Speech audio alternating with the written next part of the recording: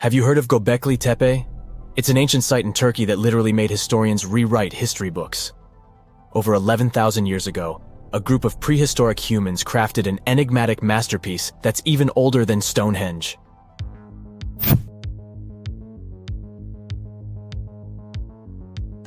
Before its discovery, archaeologists believed that people didn't know about iron and weren't good at making pottery. They were sure that settled life only emerged with the need for agriculture. But Göbekli Tepe changed this belief.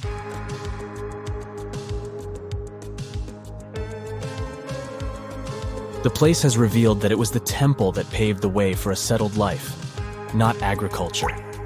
Until this discovery, researchers believed that farming was the catalyst for sedentary living. Meet Professor Schmidt, the guy whose findings changed this theory. He managed to prove that hunter-gatherer communities laid the very foundations of this way of life.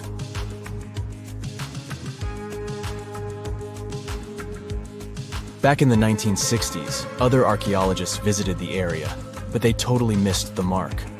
While surveying the region, they stumbled upon a hill with scattered limestone slabs and concluded it was just an old burial ground from medieval times.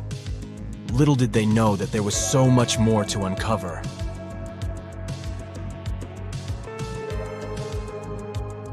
In 1994, Schmidt embarked on his own survey of prehistoric sites in the area. Surprise! He instantly realized he had discovered something truly extraordinary.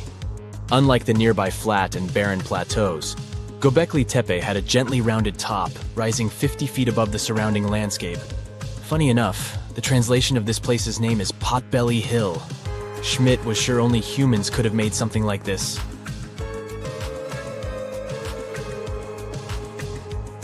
Those broken limestone pieces that were mistaken for gravestones turned out to be way more exciting. It was like stumbling upon a hidden treasure. The pieces took on a whole new meaning, and Schmidt with his team was about to dive into the secrets waiting beneath the surface. To their surprise, they found no traces of a settlement. No hearths for cooking, no houses, and none of those adorable clay figurines commonly found in nearby sites of similar age. However, they uncovered that those ancient people used tools like stone hammers. So, Schmidt and his team put their heads together and took a wild guess at the age of Göbekli Tepe's stone structures. Their estimation got backed up by some limited carbon dating done right at the site. The ancient vibes of this place were finally starting to make sense. It was like a puzzle slowly coming together.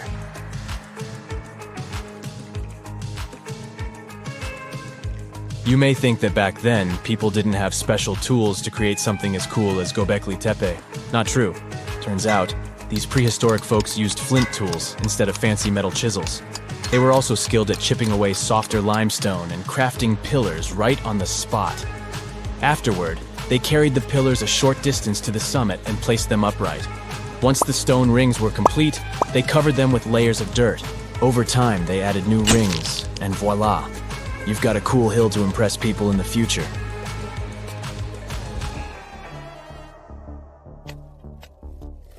During their first year of excavation, the team went through 15,000 pieces of animal bones from wild creatures. These people didn't have pet animals or grow their own food. They hunted wild animals for their meals. But things were about to change, because the place had everything they needed to start farming. Scientists say they had wild sheep and wild grains that could be domesticated. And guess what? Just 20 miles away, geneticists found evidence of the world's oldest domesticated strains of wheat at a prehistoric village.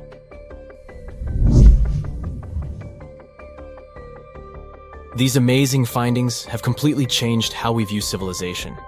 In the past, experts believed that people needed to learn how to farm and settle in one place before they could build temples and develop complex societies. But guess what? Schmidt's research flips that idea on its head. He claims that the incredible effort put into constructing these astonishing structures actually set the stage for the development of advanced societies. It means that societal and cultural changes happened before agriculture. Schmidt has this fascinating hypothesis about Göbekli Tepe. He thinks it could have been a special burial site where people left their loved ones. And here's the twist. The burial site was adorned with fancy statues and symbols representing deities from the spiritual realm. The idea that Göbekli Tepe could have served as a sacred place adds another layer of complexity to the whole story. While the site's true purpose may remain elusive, Schmidt's insights invite us to consider the profound interplay between life and the afterlife, and the deep reverence ancient hunter-gatherer societies may have had for their departed ancestors. Now let's talk about the stars of the show, the mesmerizing T-shaped columns that dominate Göbekli Tepe.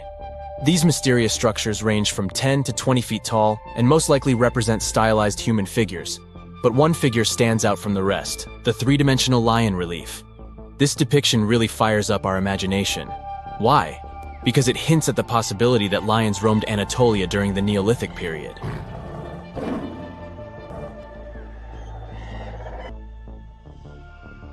These standing stones are arranged in circles and placed in rectangular pits. Each circle has a similar setup. Two big T-shaped pillars in the center, surrounded by slightly smaller ones facing inward. Talk about a stylish arrangement. These towering pillars reach a whopping 16 feet and weigh between 7 and 10 tons. Some pillars are plain and simple, while others are like works of art with intricate carvings. Foxes, scorpions, and vultures come to life, crawling and twisting on the pillars' sides. But it's not just animals depicted on these stones. Some pillars have abstract shapes representing humans, and even small carvings of clothing items. Some of them even have belts. Now, there's one pillar that stands out from the rest like a rock star. This super old stone pillar suggests that a comet crashed into Earth. It happened during a chilly period that lasted about 1,000 years. Previous studies examining Greenland ice cores hinted at this comet theory, but now the carvings at Göbekli Tepe prove it right.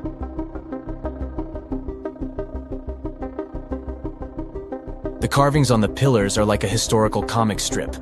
They even show a headless human figure. Researchers fed the images into a computer and discovered their connections to constellations, indicating that this temple might have been an ancient observatory. It's like our ancestors were trying to document this cataclysmic event in their own unique way. Archaeologists have been excavating and researching Göbekli Tepe since the mid-1990s, peeling back layers of history and providing us with a deeper understanding of the intricate relationship between various elements. They have no plans to stop the whole process for another 150 years. Who knows what else they'll find? You see, Göbekli Tepe has been labeled purely as a ritual site with no signs of domestic activities. We were led to believe that the absence of water meant it couldn't support semi-sedentary communities. But scientists believe it's time to shake things up and approach Göbekli Tepe with fresh eyes. It's time to question what we believed before and use new evidence and different ways of thinking. Like, there might have been a group of people living in the area who didn't stay in one place all the time. They moved around a bit but still had their own civilization, living in the area semi-sedentarily. Göbekli Tepe is not just home to a single temple, but an astounding collection of over 20 ancient structures. As archaeologists delve into the depths of this wonder, they are unraveling its unique layout, featuring two prominent focal points at the heart of each establishment, complemented by smaller structures and dividing walls. What's even crazier is that in this area, there are over 200 obelisks, which are narrow tapering monuments. Now, history isn't just carved in stone, but these drawings on 11,000-year-old rocks might be warning us about a freaky future. Both the Mayans and the people at Göbekli Tepe made big predictions about humanity's future. What's eerie is that despite being hundreds of miles and years apart, they used similar symbols. Now, let's get one thing straight. Ancient civilizations often depicted their deities as humanoids. You'll find humanoid representations of celestial beings in ancient Egypt, but also in pre-Columbian societies from the Americas. For example, Aztecs had an important deity they called Quetzalcoatl. He was related to the wind, Venus, and the sun. In some ancient Aztec art, he's depicted carrying a tiny handbag. The shocker is that a very similar winged figure was represented by the Assyrians. Now, it's already odd that they chose similar forms to represent their gods, even though these civilizations didn't have any contact with each other. But to draw an almost identical handbag? That seems like a bit of a stretch. Of course, now, when we say handbags, we mean carvings depicting things that look like modern handbags. Not quite Coach or Prada, but you get the idea. Some theories suggest this mysterious handbag could be related to time travel. We've seen that Göbekli Tepe tells of a great flood that destroyed an ancient civilization. But during that civilization's time, they raised cattle and grew food. They knew how to handle seeds and grow crops. According to one theory, this stylish accessory could have been used for carrying seeds. Since Göbekli Tepe is believed to be near where Noah's Ark might have been found, the people of the area could have gathered seeds to plant in the New World after the Great Flood. Strange? Definitely. But so is everything we've been talking about, so let's roll with it. Another theory on the meaning of the handbag has a much more straightforward approach. In multiple ancient cultures, the circle was used to represent spirituality and non-materiality, but the square was often associated with concepts of the earth and materiality. So, what we modern humans understand as a handbag might be an image that symbolizes the reunification of the earth and sky, of the material and non-material elements of existence. Not a bad theory, I would say. But then, who am I? Some researchers, like Graham Hancock, are not convinced with these previous explanations. For him, Göbekli Tepe is all about little gray people and their contacts with ancient earthling civilizations. You see, right in the middle of this ancient site, there's a special pillar called Pillar 43, or Enclosure D. At first glance, it looks like an astronomical calendar. You see the scorpion? That's the Scorpion constellation. And that ball in the center? It's all about the sun's alignment. We know ancient societies like the Maya or Incas were stellar astronomers, so what's the big deal here? Turns out the folks at Göbekli Tepe were talking about a massive natural disaster that wiped out all forms of life before their time. When astronomers recreated the angles and positions from Pillar 43, it showed an astrological setup from over 13,000 years ago. The stone also depicted a tragic event, a mix of a flood and a meteor shower. The headless man? That's humanity's tragic end. And the snake from the ground? Giant waves washing over the earth. And it's not just one stone telling the tale. Pillar 56 shows more of the Younger Dryas event, or as it's called, the terror from the sky. You see animals fleeing and waves crashing as the meteor shower hits. But wait, while Pillar 43 gives us the exact date of the last disaster, Pillar 18 in Enclosure D gives us the date of the next possible wipeout. The art depicted in this pillar zooms in on the constellation of Aquarius. Now, you might have seen the movie The Age of Aquarius or heard some woo-woo theories about how we're entering this phase right now. You see what I'm driving at? Göbekli Tepe might be giving us the date of the next disaster so that we have time to prep for it. These images could be a survival guide for humanity. Or not. Now, this would be bananas if it weren't for one piece of evidence. Let's check the facts. The Encke comet, discovered in 1786, used to be part of a megacomet, 100 miles wide, made of ice, metal, and rock. It broke up and formed a debris field. Now, instead of one huge comet, we've got millions of smaller ones. When the Earth passed through that debris, the folks at Göbekli Tepe saw a firestorm of comets, all coming from the Aquarius constellation, just like on Pillar 43. Now here's the supposed scary part. We pass through that same debris field every year. If you're watching this in September, October, or November, we're flying through it right now. It could happen that these debris fall onto the surface of the Earth all over again, repeating history. But so far, that's just a theory. The mind-boggling question is, how did the people at Göbekli Tepe know about an event that happened before they were all born? In 2019, excavations kicked off at Karahan Tepe, about 40 miles from Göbekli Tepe. But research suggests it might have been settled even earlier. Göbekli Tepe seems to have been a place of worship or an observatory, but Karahan Tepe shows signs of a structured society. Excavations at Karahan Tepe reveal artifacts like intricate carvings, tools, and even possible remnants of buildings.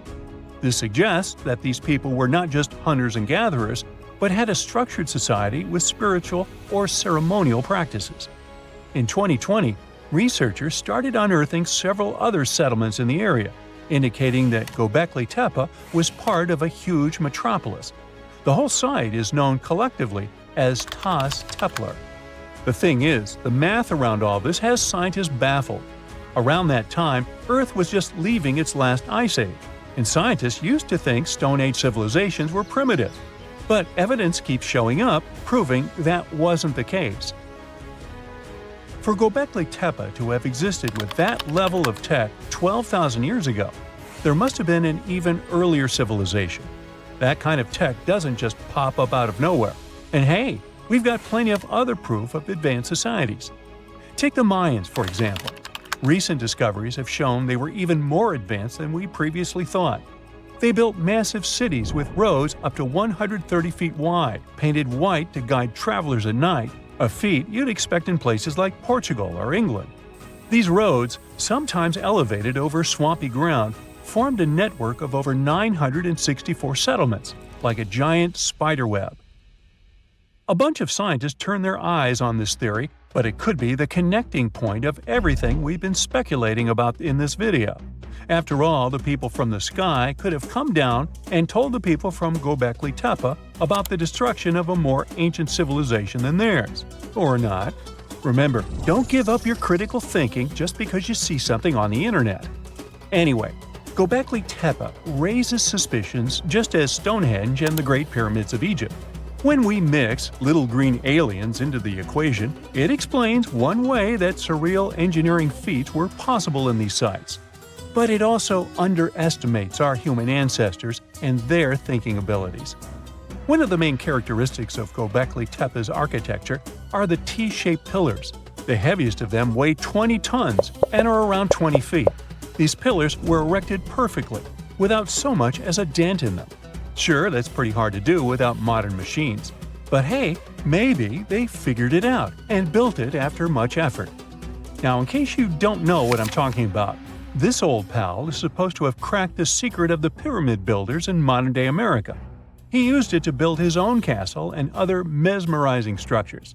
So, hey, I guess we'll have to keep digging to find out the actual facts about it all, huh? Archaeologists have been studying Petra in Jordan for 200 years, and in 2024, they found something they had never seen before.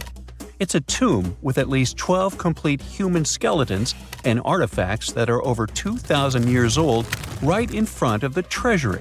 Bronze, iron, and ceramic items were placed with the deceased, which shows how people honored their loved ones when they passed away.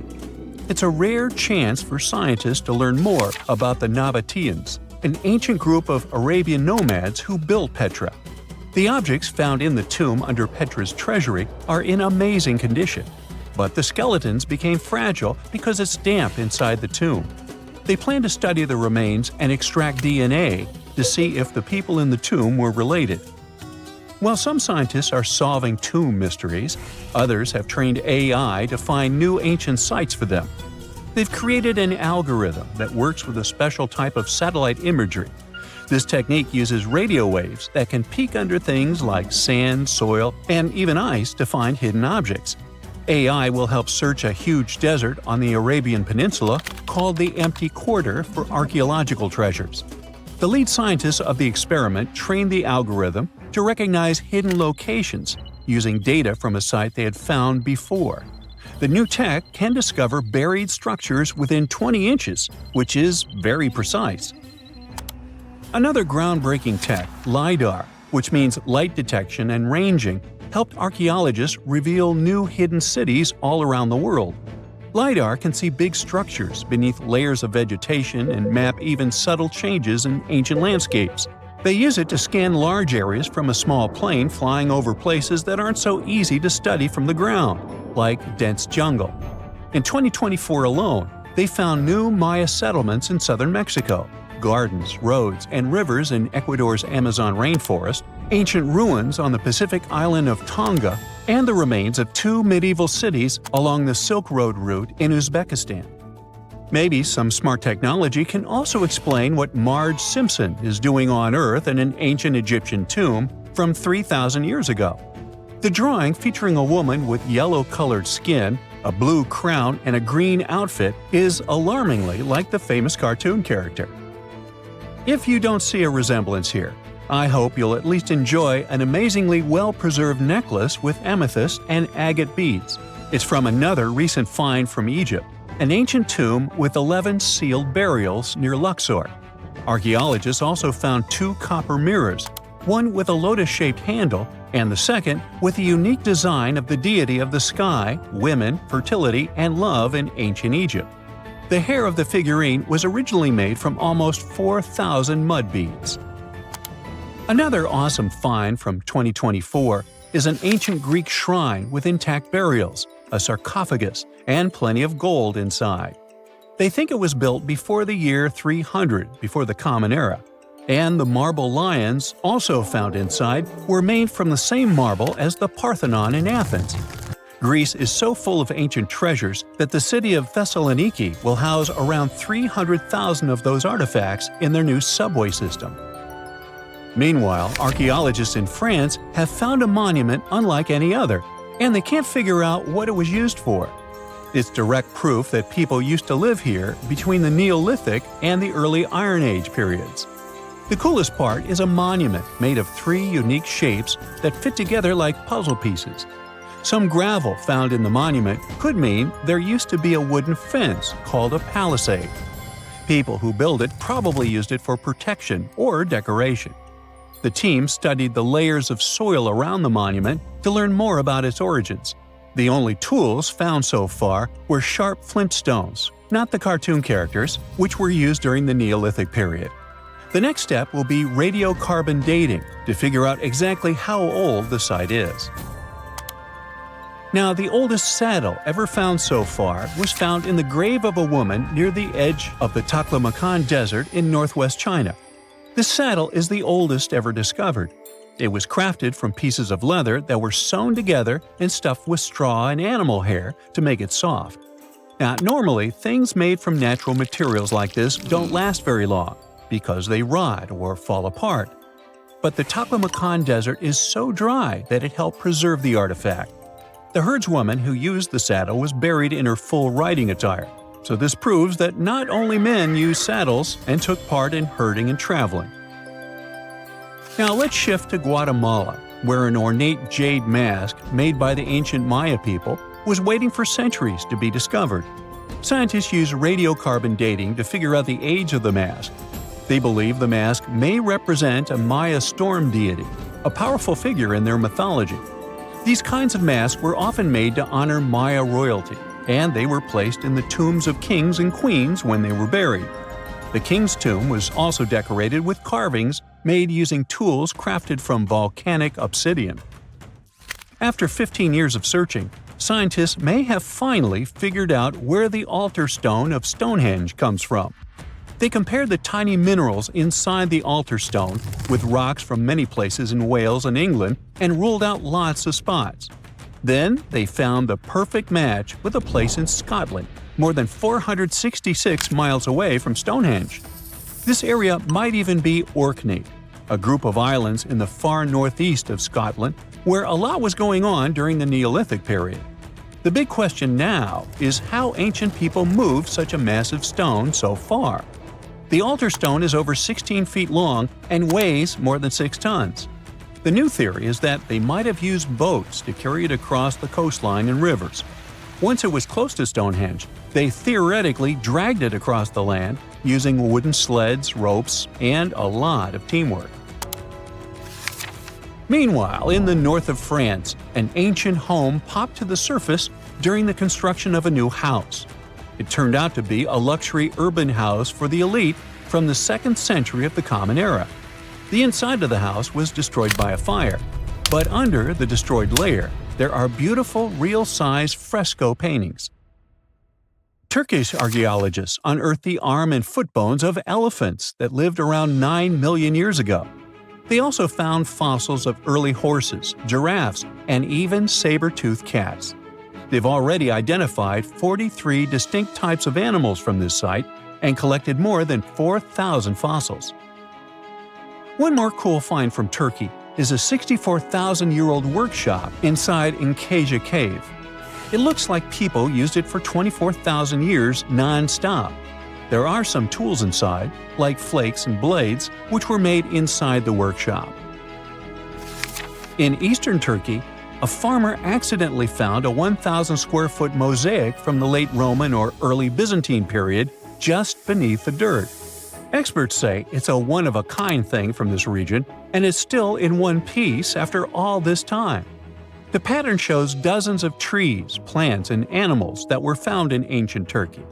There could be more treasures in the area, so they plan to keep digging.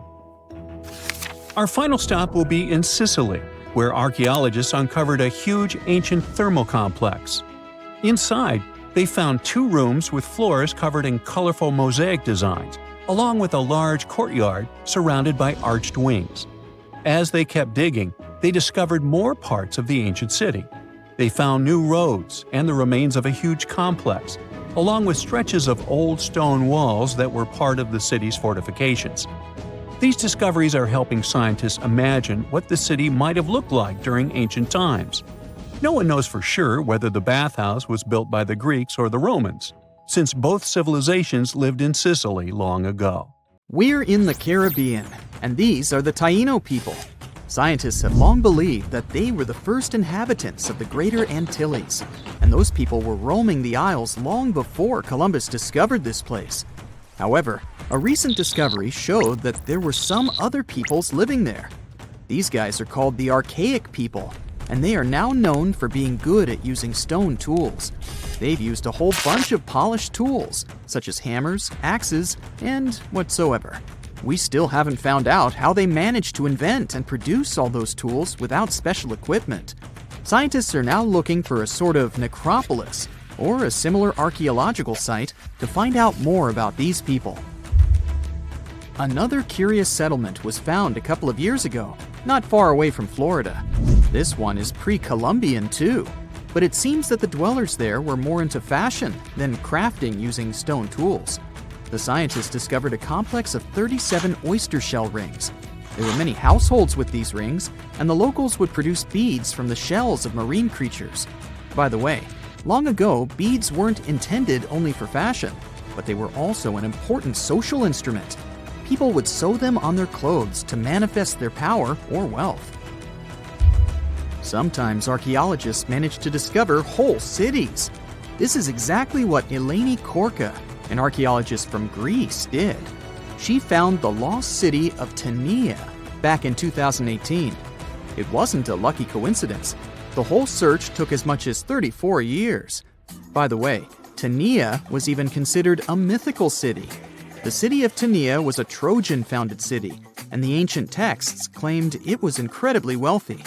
Well, seems like the texts were true. The archaeologists found around 200 coins on the site. Some jewelry was found there too. For instance, there was an iron ring with a seal. They also found a gold coin that was supposedly used to pay for a journey to the afterlife. Yeah, back then, people believed that it existed, and they needed to pay for a ticket to get there. The discovered clay, stones, and marble floors help us imagine what their dwellings looked like. And the archaeologists also found some vases there. One of the earliest examples of human-made art is located in the cave of Altamira in northern Spain. The paintings in a Paleolithic cave are so special because they're not monochrome, but have several colors combined. Still, these earliest masterpieces were hidden for a long time. They were only discovered in 1868, and today, this cave is a UNESCO World Heritage Site. Despite how old these paintings are, they're well preserved because they've been well isolated for all this time. Since the gallery was located deep in a cave, it was almost impossible for external climatic influences to ruin these prehistoric masterpieces. We are now in England, 2009. Meet Terry Herbert, a member of the Blockwitch Research and Metal Detecting Club. One day, he was casually inspecting plowed farmland in Staffordshire with a metal detector. I guess he must have wanted to find something special. but I bet he didn't expect to find what he actually stumbled upon. He discovered something that scientists later called the largest hoard of Anglo-Saxon gold and silver metalwork ever found. There's a list of items discovered, but if I start reading it to you, it's going to take me a really long time. To make a long story short, the archaeologists found 11 pounds of gold, 3 pounds of silver, and about 3,500 pieces of jewelry. No wonder this discovery is called the Staffordshire Hoard. The Birmingham Museum and the Art Gallery and Potteries Museum chipped in and bought the entire collection for over £3 million. Messages in a bottle are a famous cultural phenomenon we often see in movies, but it turns out this method of preserving letters is quite efficient. This is proven by the Dead Sea Scrolls. Back in the 1940s, Bedouin shepherds discovered 7 scrolls contained in clay jars in a cave. These scrolls were determined to be around 2,000 years old. But these manuscripts were only the beginning of a number of great discoveries. The Bedouins sold these manuscripts, but people continued finding more. The last discovery took place in 2021, and who knows, maybe there's more to find. Another piece of art recently found in a cave was a painted shell. This fossil was discovered in northern Italy, and scientists believe such fossils were collected by Neanderthals. This find is curious for a reason. Neanderthals are believed to have been quite primitive, but this shell proves the opposite.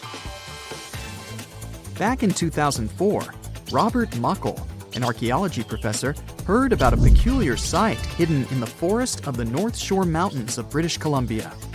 Robert knew that a few old cans and a saw blade had been found there. This place was believed to be a sort of logging camp, but a thorough excavation that took 14 years to complete revealed something different. Turns out, it wasn't a logging camp, but a long-lost Japanese settlement. The archaeologists found around 1,000 items, such as white and blue rice bowls, teapots, pocket watches, sake bottles, and buttons. The ceramics weren't that well preserved, so they only discovered hundreds of fragments. In one of his interviews, Robert mentioned that they also found remnants of a bathhouse. The community that lived there was pretty small, since there were only about 14 houses found. The scientists believe that they must have lived there in secret. People have changed their preferences over the centuries. Fashion has certainly changed, and our houses too, not to mention our technologies. But there's one thing for sure that's been unchanged: our love for food. Scientists managed to discover some of the oldest examples of people's favorite food. They inspected some ancient pottery and managed to find traces of best-loved food dating back to around 2000 BCE. It all happened in Sicily. And guess what that food was? No, it wasn't pizza or pasta, but olive oil. And there's more. Researchers from Egypt discovered some lumpy substance in some ancient pottery, which turned out to be cheese. It dates back to the 13th century BCE. I guess it didn't smell nice, since that cheese is estimated to be over 3,000 years old and was bacteria-ridden. Cool fact here, this cheese must have been quite exquisite. After studying it, scientists came to the conclusion that it was cooked with a variety of milks. They claim ancient people used a mixture of cow's milk and sheep or goat's milk. You probably thought, hey, you mentioned olive oil and cheese, but what about bread? Sure, bread is inseparable from almost any culture, and different people have had their own type of bread. And there's scientific proof that bread was one of the first dishes people learned how to cook. A group of archaeologists found some bread that was over 14,000 years old, 14,400 years old to be precise.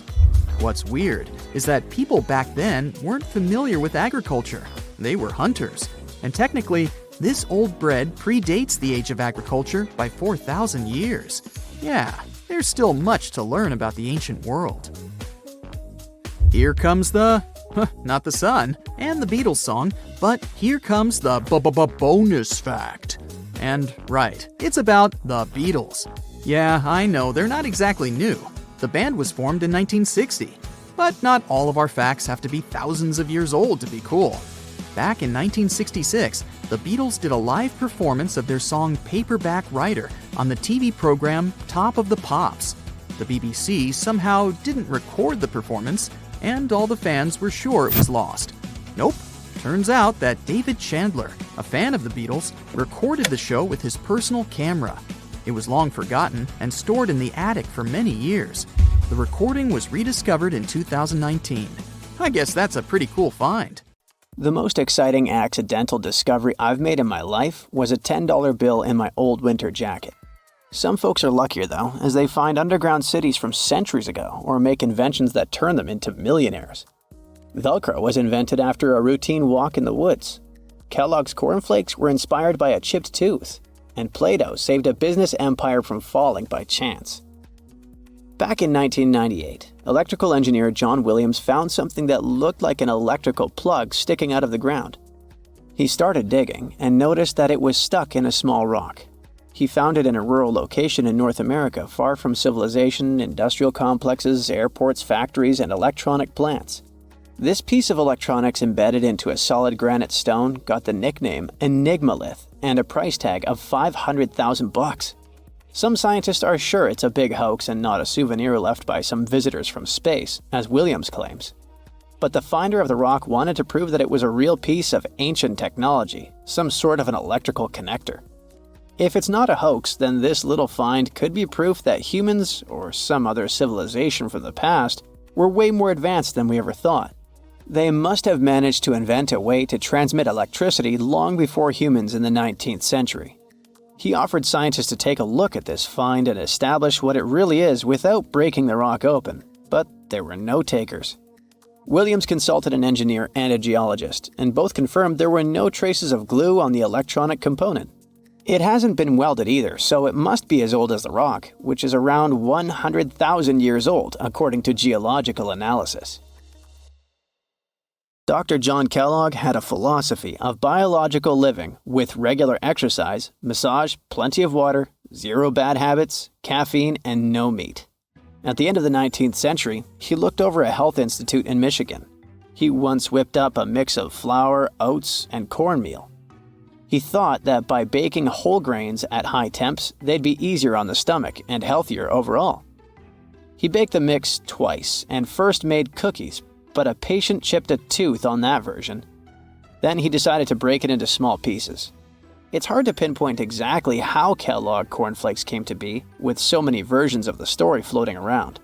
Kellogg's wife, Ella, and his brother Will both claimed they played a role in creating the flakes, along with several other family members and sanitarium staff.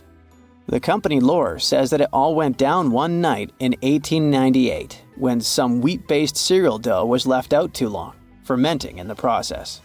When rolled out thin, the slightly moldy dough turned into these perfect large thin flakes that got all crispy and yummy in the oven. Over the next few years, Will Kellogg kept tweaking the recipe and realized that corn, not wheat, made even crunchier, tastier flakes. His brand, Kellogg's Corn Flakes, has grown into a multi-billion-dollar company. Swiss engineer George de Mestral once went for a walk with his dog and came back with a concept that would later go to space. Once they got back from the woods, de Mestral noticed that his pants and his dog's fur were covered in the tiny barbs of the cocklebur plant. He examined the burrs under the microscope and noticed that they were shaped like tiny hooks that stuck to loops on clothes and fur. He decided to recreate that natural tech to design an extra strong fastener, one with many practical uses. He was testing different materials for his invention for so many years and finally settled on nylon. He also needed to design a special type of loom that could weave the fibers in the right size, shape, and density. It took de Mestral a total of 14 years until he introduced the world to Velcro, which means velvet and hook in French.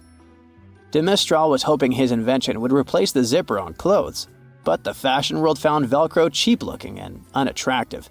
But NASA didn't think so, and used Velcro for astronaut spacesuits and helmets in the 1960s.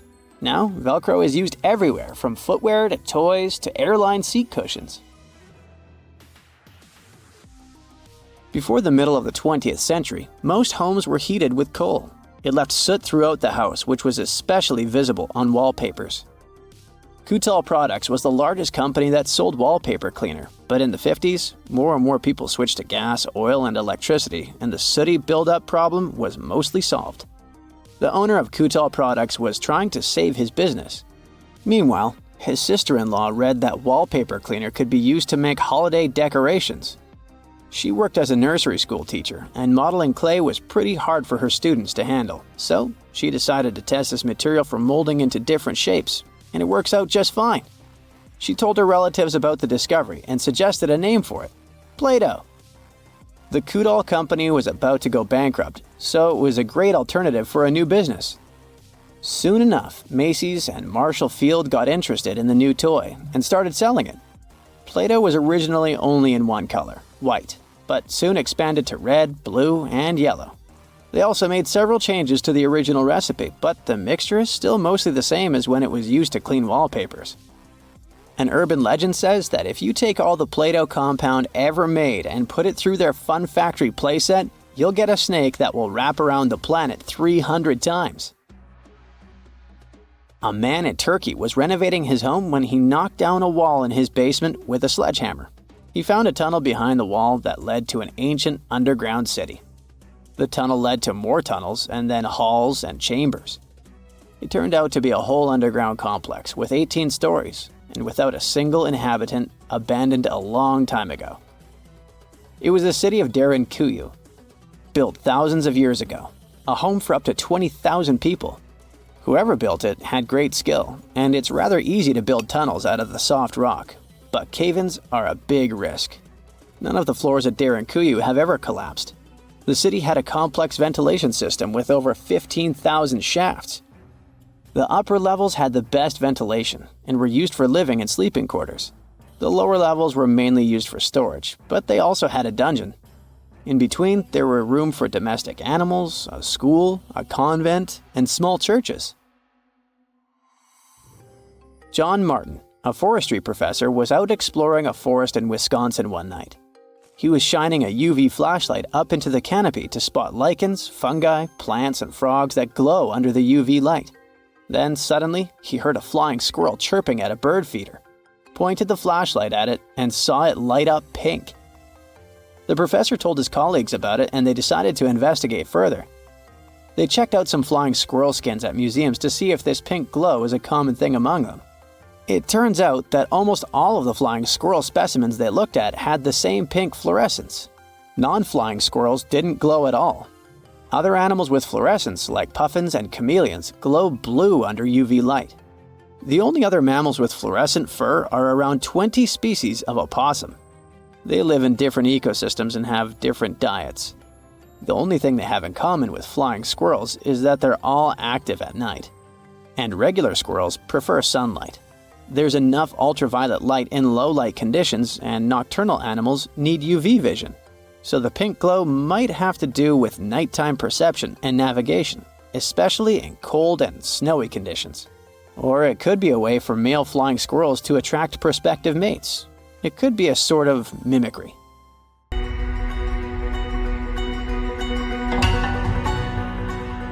Take a look at these stones. They seem ordinary at first glance, just ancient slabs, ruins of some buildings. However, unlike many other archaeological finds, this one is among the most mysterious and unique.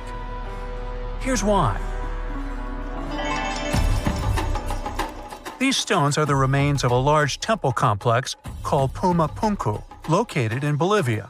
Scientists aren't certain, but it's likely that Puma Punku was built by the Tiahuanaco Empire, which existed between 300 and 1000 CE, before the Inca Empire. There is no information suggesting that this civilization had advanced building technologies. Moreover, they might not have even had a writing system. Every stone was carved and polished with astonishing precision.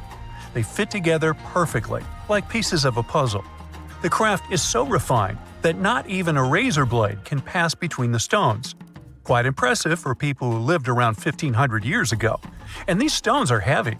The largest ones weighed around 130 tons. So, how did the builders transport such weight from one place to another?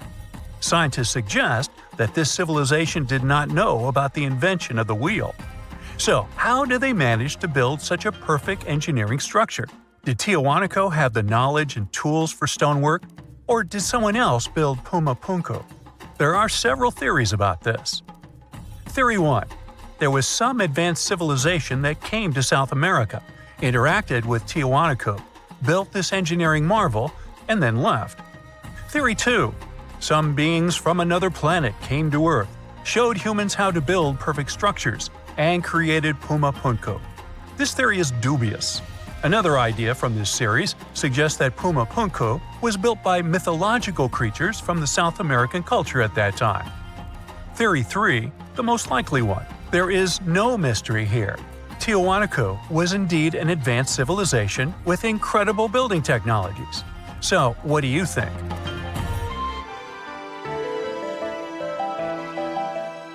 Okay, we've seen some pretty rectangular stones used for building a temple.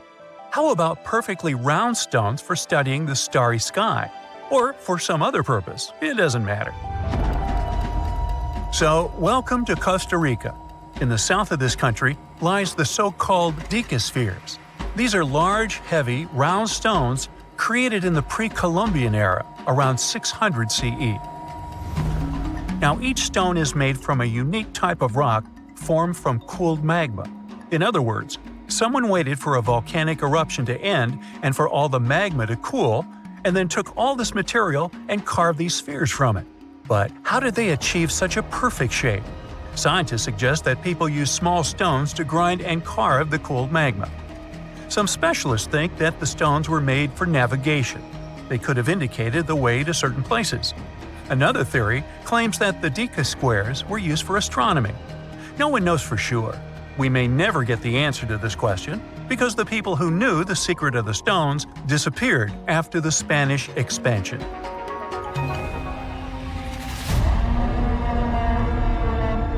So, let's continue our journey. See these cobblestones? Archaeologists still don't know why they're arranged along a long stretch of desert crossing Jordan and Israel. These strange stones form a chain of lines 40 miles long and have been here since around 300 BCE. Because they were discovered by pilots during flights about 100 years ago, some call these stones kites. One of the more popular theories suggests that people placed these structures here to lure animals into a pit where they could be caught. Apparently, ancient hunters knew the behavior of local fauna well, and were sure the animals would somehow walk along these stones, ending up in an open area with a pit where hunters could easily do their work. Perfectly smooth rectangular and square stones, round stones, stone traps for animals. What's next? How about a stone canvas or stone painting? To see this ancient artifact, we'll travel to Glasgow, Scotland, where archaeologists unearthed a stone slab created about 5,000 years ago. It is called the Cockno Stone. The slab measures 43 by 26 feet, about half a basketball court. And this entire area is filled with strange swirling patterns that scientists call cup and ring marks. But what do they mean? As usual, scientists don't know for sure. But one theory suggests that the inscriptions on the stone are somehow related to astronomical phenomena, such as lunar or solar eclipses. Maybe it was a star map, or maybe people just wanted to create a work of art. In any case, there is another interesting fact related to the cup and ring marks. Scientists have found similar drawings in other prehistoric sites around the world. Okay, let's step away from mysterious stones and look at some other archaeological mysteries. Here is the approximate order of civilization development starting from 8000 BCE, according to scientists. First, people settle in one place and build a city or settlement there. Then they engage in agriculture, and after that, they build temples. But in 1994, archaeologists said, no, the order might have been different. What if people first built temples to worship higher mythical beings and only then built cities and engaged in agriculture? Let's go to Turkey, to the rural area of Göbekli Tepe, where in the mid-1990s, archaeologists discovered several stone pillars with carved animals on them. This ancient structure dates back to around the 10th millennium BCE. Now, this place is considered one of the oldest places of worship in the world. Most likely, it was built by semi-nomadic hunters who knew nothing about agriculture because it appeared in this region 5 centuries later. Now, scientists are wondering, is it true that such structures led to the settlement of the area? The answer to this question may help understand the mindset and development of humanity in many parts of our planet. So, would you like a scroll with the location of a treasure marked on it? You could say you already have one. Check it out yourself. Just Google the Copper Scroll Treasure. Download a high-resolution photo of the scroll and follow the instructions. Oops! The instructions are written in an incomprehensible language. Scientists have been trying to decipher this message since the scroll was discovered in 1952 in Qumran, and the answer is still not found. According to one theory, the scroll contains information about a large amount of silver and gold. But even if the treasure does not exist, this artifact is still quite interesting to study. It was created around 2,000 years ago, during the time when the Roman Empire ruled over the settlement of Qumran. Perhaps the local residents hid their valuables from the Roman legionnaires and left such a map for their descendants. When you approach this archaeological wonder, you won't notice anything. But if you rise into the air and look down at the ground, you'll see amazing patterns created by the people of the Nazca culture. This discovery is called the Nazca Lines. Pilots and passengers of commercial aircraft first noticed them in the 1920s and 30s during flights over Peru. These large drawings consist of geometric lines, complex images of animals, and whimsical figures. More than 2,000 years ago, people removed part of the surface soil of this land and created these patterns. But why? The Nazca Lines continue to captivate researchers and enthusiasts alike. Recent technological advancements, such as drone imagery and satellite mapping, have provided new insights into these enigmatic formations. Some researchers are now exploring the possibility that the lines serve multiple purposes, including communication with someone not from our world. And to some extent, this is true. Some scientists believe that the Nazca Lines were a ritual method for communicating with the deities of the Nazca civilization. Studying these archaeological wonders not only enriches our knowledge of the past, but also inspires us to appreciate the ingenuity and creativity of the human spirit. Scientists have recently discovered Leonardo da Vinci's hidden passages under a medieval castle in Italy. They followed a newly found 15th century sketch by the creator of the Mona Lisa and found one of the unexplored architectural wonders from the age of the Renaissance. Construction of the Sforza Castle started back in 1358, but it was destroyed about a century later during a local crisis. Then, in 1450, Francesco Sforza, the Duke of Milan, decided to rebuild it on the old ruins. After he passed away, his son Ludovico took over and kept improving the castle. He brought in some of the best artists of the time, including Leonardo da Vinci, to decorate its walls. We can still see Leonardo's frescoes today in the Room of Wooden Boards. While he was working at the castle, da Vinci also recorded some historical underground passages hidden beneath the outer wall. The drawing, dated between 1487 and 1490, was found at the Institut de France in Paris. The sketch is highly precise, and it proves that Leonardo was really interested in fortification design and was great at documenting existing structures. Historical records show that Ludovico ordered the building of an underground passageway that led straight to a basilica, where his wife was buried. Ludovico married Beatrice in 1491, and they had a happy but tragically short marriage, as Beatrice passed away while giving birth in 1497. The Duke locked himself away for weeks, grew a beard, and wore only black clothes while he was mourning his beloved wife. The secret tunnel may have stretched over a half a mile and would let Ludovico visit her grave in private. It could have served as an escape route if the castle was ever under siege. The existence of the tunnels remained one of the mysteries of the Renaissance for years, as no one knew for sure they were there. But now, scientists finally uncovered the secret history. They used a combination of ground-penetrating radar and laser scanning to build up an accurate 3D model of all the structures under the castle. They found the tunnels Da Vinci alluded to in his drawings, and it looks like they may have only been a small part of a whole system of historical underground passages. The goal is to create a complete digital twin of the castle that will not only show all the preserved constructions, but also the ancient ones that are no longer visible. They also plan to add augmented reality to the virtual paths to let visitors discover Leonardo da Vinci's hidden passages.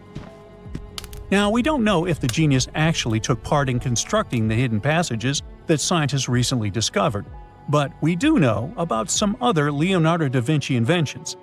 He created the first satellite-like map in 1502, long before photography or satellites were even a concept.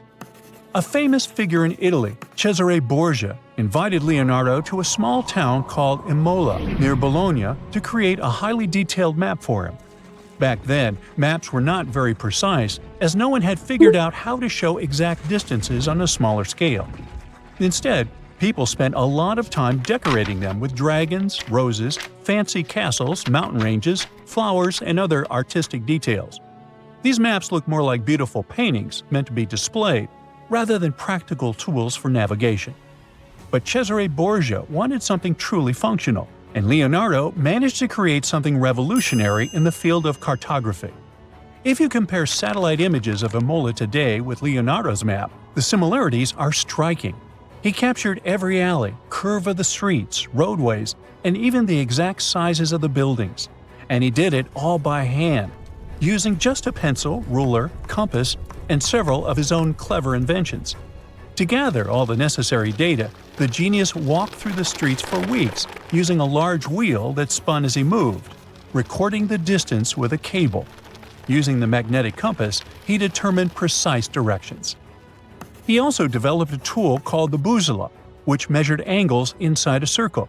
With this, he could track the exact turns of each street and the size of the intersections. He figured out the distances between houses and major roads.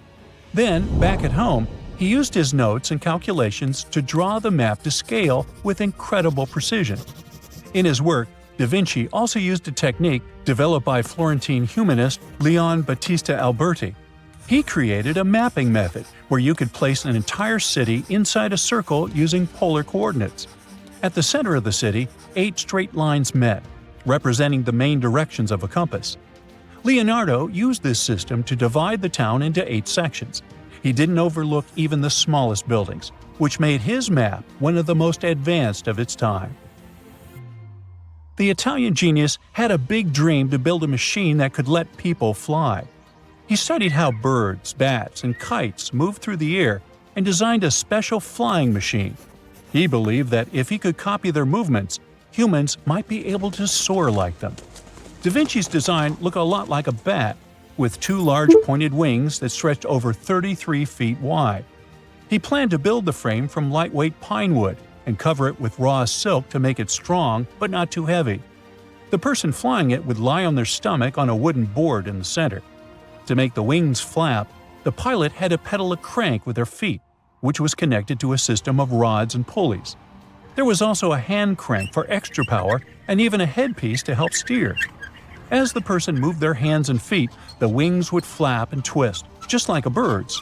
But there was one big problem. Humans aren't strong enough to make the machine lift off the ground. Even though it might have worked once in the air, there was no way for a person to get it flying on their own. Leonardo probably realized this, but his amazing idea still inspired flying machines that came centuries later. Da Vinci was way ahead of his time with many of his inventions, but his idea for a humanoid robot was especially futuristic. He was working under the patronage of the Sforza family, the one that had those ancient tunnels of Italy built. The genius designed a mechanical knight that could move its arms, turn its neck, and even open and close its mouth. Da Vinci had good knowledge of anatomy and the mechanics of body movements that helped him. His unusual creation used an external system of cables. A hand crank set it in motion, and there was also an internal gear-driven mechanism. About 450 years later, Da Vinci's detailed sketches of the robotic knight were rediscovered in the 1950s. Several researchers tried to recreate the robot from those sketches. In 2002, a roboticist who developed systems for NASA and Lockheed Martin took inspiration from the old notes and built a functioning model of Da Vinci's robotic knight.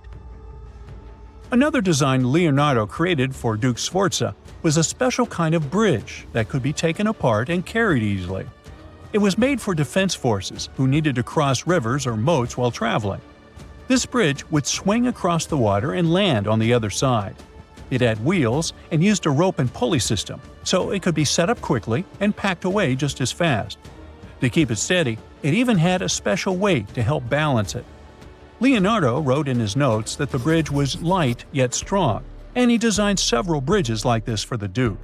One of his other designs was a bridge that could be built very quickly, and the defense forces would move across multiple rivers.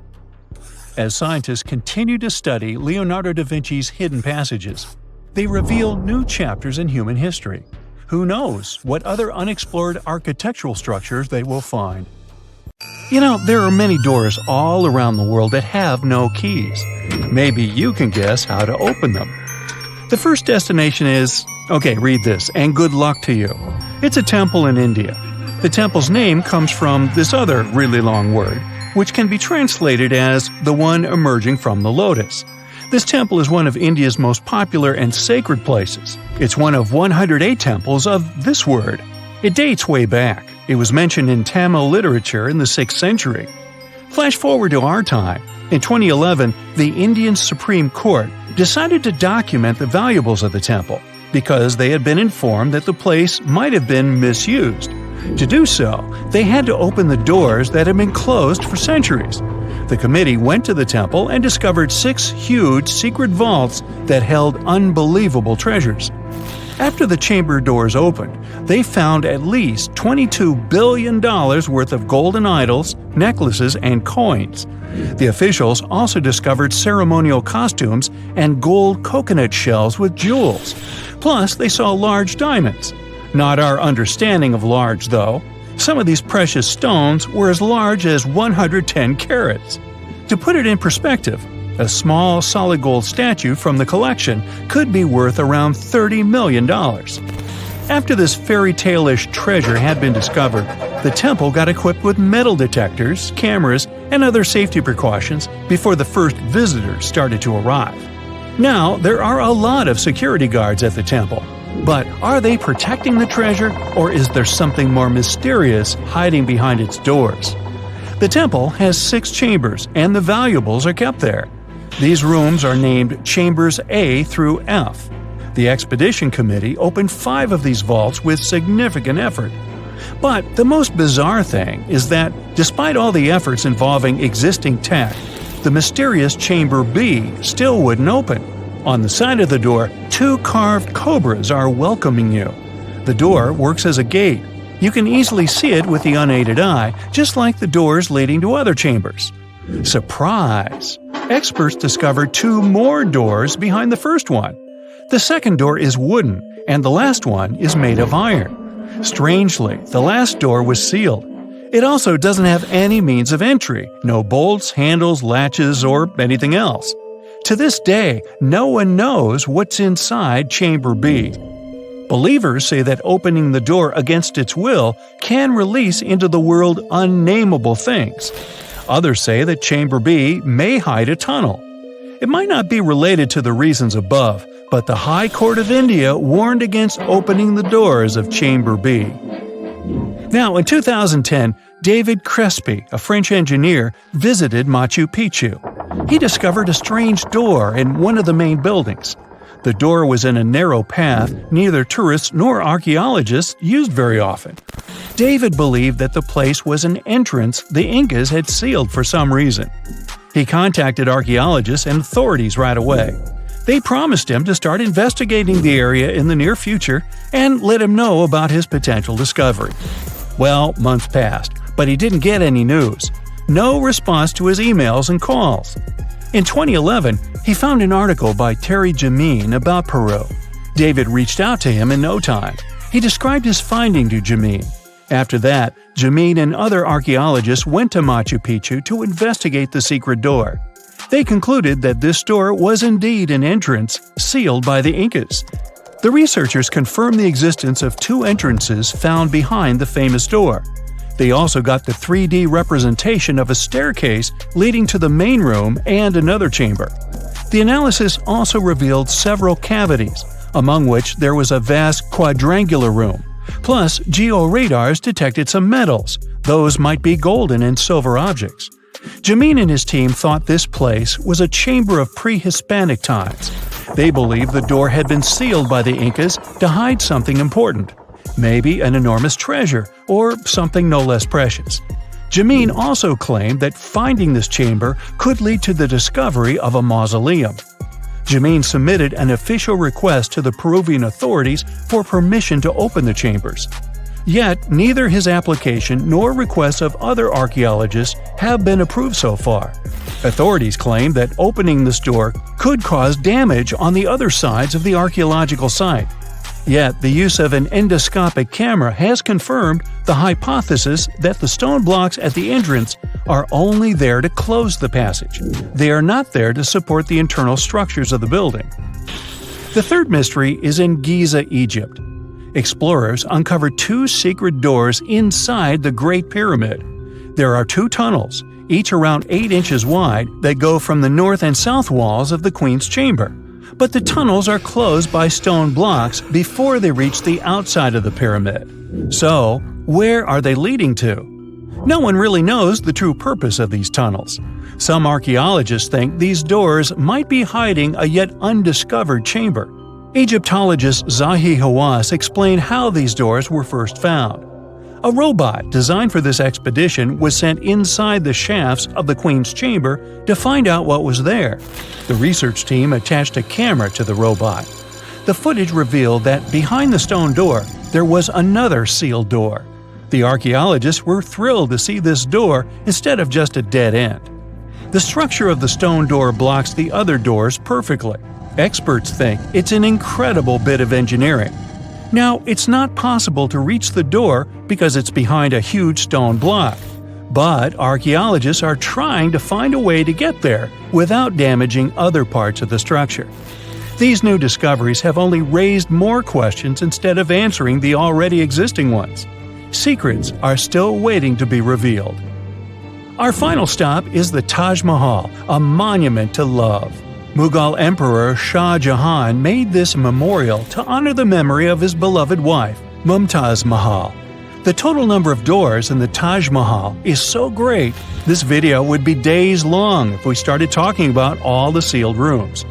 Experts think that if someone opened these doors after they've been closed for so long, it'd release carbon monoxide. And when this gas meets the marble, it forms calcium carbonate. That's why this could lead to the appearance of cracks in the minarets of the Taj Mahal.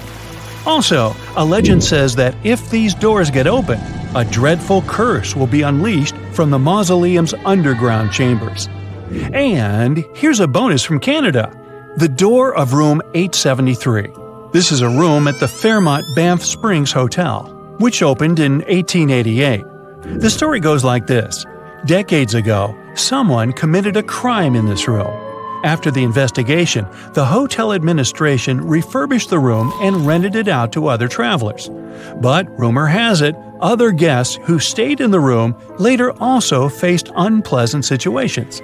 They reported hearing strange noises. The TV in the room kept flickering. It's guessed that the door of room 873 was sealed with bricks. Curious guests who heard these mysterious stories wander along the corridor where the room used to be and knock on the walls to contact potential ghosts. Well, which of these secret doors would you like to open? Now, how about some surreal hidden places to check out? Grab a flashlight and your backpack, and bon voyage! The trip starts in the mountainous country of Switzerland. You travel to the town of Waltensburg in the eastern part of the country. It's raining and it's very cold, but you still make your way to the bottom part of a mountain, where your first adventure awaits. After climbing up high in the mountains, you see a strangely shaped castle. To get there, you must walk up an extremely narrow pathway. Don't look down, you think to yourself. You tighten the straps of your backpack and manage to walk along the pass. Standing at the door of the castle, you really can't believe what you see. A 13th century fortress built entirely of stone. Today, all that is left of Krafenstein Castle is mainly its ruins, but their condition is good enough to get an idea of what the place looked like back in its glory days. You take your time to explore the castle inside, but honestly, this place gives you the chills and you're ready to move on. The next place on the list is Turkey. A plane and then a car ride later, you arrive in the city of Çorum in the northern part of the country. On the outskirts of Çorum, you find a valley filled with old, overgrown mountains and see the beginning of the trail you're about to hike. The way is extremely steep, but it leads to a secret door carved in the mountain. Congratulations! You've just arrived at Kapilikaya. The huge door is a massive arched stone that blocks the entrance to a hidden building. Experts think it has existed since the 2nd century BCE. Unfortunately, the huge door won't open, so what's hidden inside is a mystery today. It's guessed that there is a room inside. Some locals say there's a treasure hidden there too, but until today, no one has managed to enter the place to check. Okay, it's time to get moving before night falls. Next, you get the unique opportunity to travel to Ethiopia. Wandering around the city of Lalibela, you stumble upon a huge pit carved in the ground. You approach it carefully, and soon enough, you see a magnificent terracotta building, so richly detailed it leaves you mesmerized. But that's not all. There are 10 other pits just like this one, hiding King Lalibela's 12th century buildings. All 11 constructions are different from one another, yet share a similar recognizable style. They were hand-carved over the span of 24 years, only with the help of chisels, which is unbelievable given that these buildings are up to 50 feet high. That's about as tall as 5 African elephants stacked on top of each other, if you could do that. This unconventional way of construction made them entirely monolithic, meaning they were carved out of just one gigantic piece of rock. Pretty impressive, huh? Once you leave Ethiopia, you grab a flight to southern Italy, right there on the tip of the boot. No hiking is needed here. Whew! Your friend takes you to a site called Sassi di Matera. It's a Paleolithic city carved in the slope of a steep hill. You might feel like you've traveled in time here, as local stone houses and ancient buildings are unlike anything you've ever seen before. The site, also known as De Sassi, is suspected to be one of the first human settlements in Italy, dating back to over 9,000 years ago. Wandering around the town, you might get invited inside one of the cave-like houses. Oh, and as weird as it may sound, some of the streets run on top of people's homes. Talk about Paleolithic urban planning. You're probably becoming an expert on rock-cut architecture by now, but there are still a few sites left on your list. Next off, you head to Slovenia to visit the world's largest cave castle. This medieval castle was built on top of a 400-foot-high cliff and was designed to be impenetrable. Luckily for you, security is much more relaxed today. Still, if you're looking for a more challenging and less touristy way inside, you can get into the castle through one of its many underground tunnels. They were built over 800 years ago for the owner of the castle. He needed secret passageways to sneak supplies. Today, Prijama Castle is both enchanting and mysterious. I'd say it depends on whether it's a warm sunny day or a cold stormy night. After this medieval experience, you head on to visit Petra, a magnificent Jordanian monument found in the middle of the desert. To get around here, you'll need a large supply of water and sunscreen because it's going to get hot. But this site is worth it. The city of Petra is a marvel of the ancient world. Back in the 4th century BCE, this region was a trading hub at the crossroads of commercial routes. Petra was a wealthy city, home to the Nabateans, an Arab Bedouin tribe that thrived in the region for many years. The rock-carved gate-like structure Petra is famous for is called the Pharaoh's Treasure. It stands at the main entrance to the site and is said to have a treasure hidden inside. You might feel tempted to check it out for yourself, but that's an adventure for another trip. For now, you hop on another plane ride, this time to the Americas. First, you visit the USA, more specifically, the mountainous state of Colorado. You make your way to Mesa Verde National Park. There, in between the greenery and abundant vegetation, you'll find over 600 dwellings built in the cave beneath the cliff, carved deep into the mountainside. This ancient village is now considered a heritage site. The local Puebloan tribe built it back in the 1190s. One of its main buildings is called the Cliff Palace. It's a multi-story construction built from sandstone and mud mortar. The palace alone housed over 150 rooms. If you're feeling sporty, you might want to visit the balcony house. To get there, you'll have to climb a 32-foot ladder. You'll get to see a mid-sized village of 38 rooms, including 2 kivas. Those are traditional chambers that were built by the Puebloans for ceremonial purposes. Still, in the U.S., you make your way to the hills of South Dakota. You're there to visit one of the world's most impressive human-made sculptures on Mount Rushmore. What's so mysterious about this place, you might ask? Well, during Mount Rushmore's construction, a 70-foot-long secret tunnel was built behind the head of Abraham Lincoln. The tunnel was supposed to hold all the documents and artifacts important to the United States history. After the designers thought it through, they decided it was better to hide them in a safe box in the floor of the tunnel. The box holds the history of how Mount Rushmore came to be carved, as well as a brief history of the U.S. and the 4 presidents depicted on the mountain. Amazing, right? Now, you're headed down to Machu Picchu, a South American site hidden between the Peruvian mountains. Machu Picchu itself is already a mystery. Researchers still don't know why or even how the ancient Incan civilization managed to engineer the stone-built citadel all the way back in 1450 CE. To get there, you must endure a 3-day hike, reaching the impressive altitude of 8,000 feet above sea level. Or you can get a train, but that's no fun, right? You're here to check on a relatively new discovery. Back in 2010, French engineer David Crespi was taking measurements of the Inca ruins when he noticed a door he had never seen before. It was sealed off by stones. He went back to the site a few months later with an electromagnetic scanner. The scanner, which could detect objects behind walls, showed there were copious quantities of metals behind that sealed door. The researcher contacted the Peruvian authorities requesting to remove the rocks, but they didn't authorize it. As of today, the door is still locked. Whew, this trip was long, wasn't it? Make sure to get some rest, Indiana Jones. Imagine discovering an ancient city without leaving the comfort of your home. In 1963, a man in the Nevşehir province of Turkey did exactly that. He was renovating his house. He knocked down a wall in his basement and found a mysterious room. He continued digging and saw a tunnel. This is how Derinkuyu underground city was found. Derinkuyu is one of the deepest multi-level underground settlements of Cappadocia and in all of Turkey. This engineering masterpiece has 8 levels. The inhabitants living on those floors had access to cellars, storage areas, chapels, a school, a study room, and other structures. All floors are connected by an extensive network of tunnels. It's believed that the underground city was built as a shelter. You can't see the construction from the outside. Its depth is approximately 279 feet.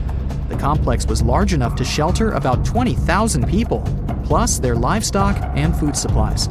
There's also a 180-foot ventilation shaft. People used it both for ventilation and as a well.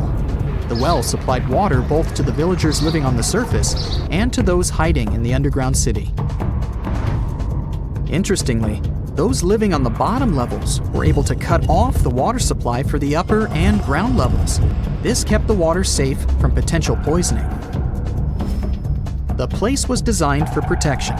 The tunnels could be blocked from the inside with huge round rolling stone doors. The passageways were extremely narrow. Potential invaders had to enter the tunnels one at a time. Seems like they thought of everything in the 7th century BCE. Archaeologists believed the Phrygians were the ones who first built the levels. After them, the structure was used and enhanced in Roman times. This was when the chapels were added. The golden time of Derinkuyu, however, was during the Byzantine era. But how did these people manage to create such tunnels? Well, the rock they carved them into wasn't usual. It was soft volcanic rock. It appeared due to a geological process that began millions of years ago. Volcanic eruptions covered the area in thick ash. It then solidified into this soft rock. When the natural forces of wind and water eroded softer parts, only hard elements remained. Fun fact, fairy chimneys are also made of intricately shaped volcanic soft rock, but they formed naturally without any human intervention. I'm still in Turkey, but this time, my destination is Çanakkale, where a myth came to life. For 3,000 years, people believed that Homer's Iliad was fiction and that Troy never existed. In 1863, everything changed. Expatriate Frank Calvert discovered ancient ruins in western Turkey. He was convinced they belonged to the ancient city of Troy. Heinrich Schliemann examined this area in 1868. That's when Troy saw sunlight again after all those centuries. Troy has complex layers. Over the years, 9 ancient cities were built on top of one another. Historians say that the area was strategically located between Europe and Asia, so it became a prosperous trade and cultural center. This strategic position made Troy attractive throughout history. After the Trojan conflict, the city was abandoned between the years 1100 to 700 BCE. Then Greek settlers rediscovered the area, and Alexander the Great ruled there. The Romans then invaded the city.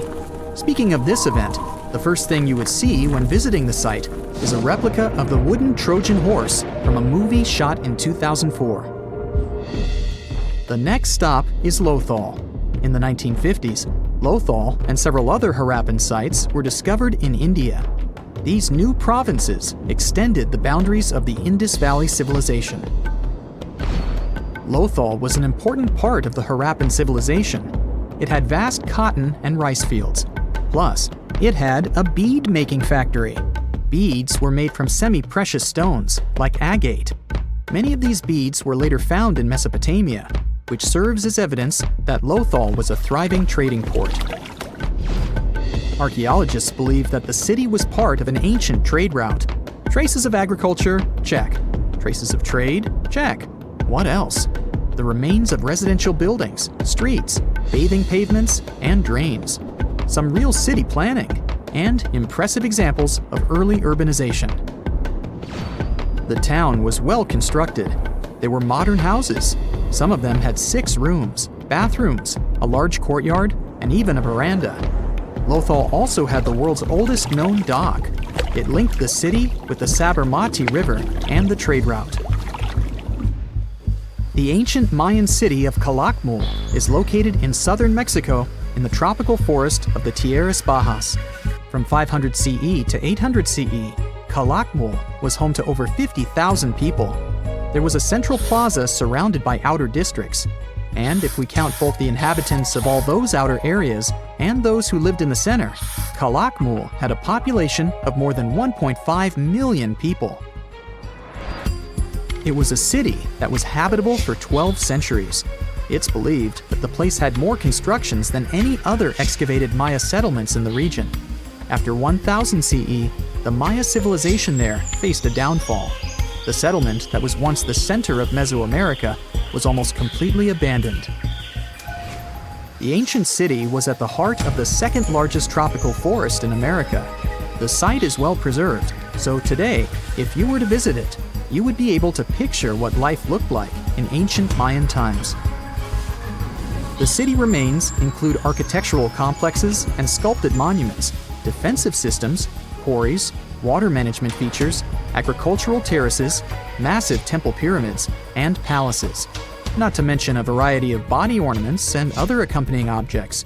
It proves that complex state-organized societies lived in this tropical forest. The Mayans depicted nature in their paintings, pottery, sculptures, rituals, and even food. I'm moving on to a place people thought didn't really exist. The city of Thonis Heraklion appeared only in a few inscriptions and ancient texts. Turns out, it was waiting to be discovered for thousands of years.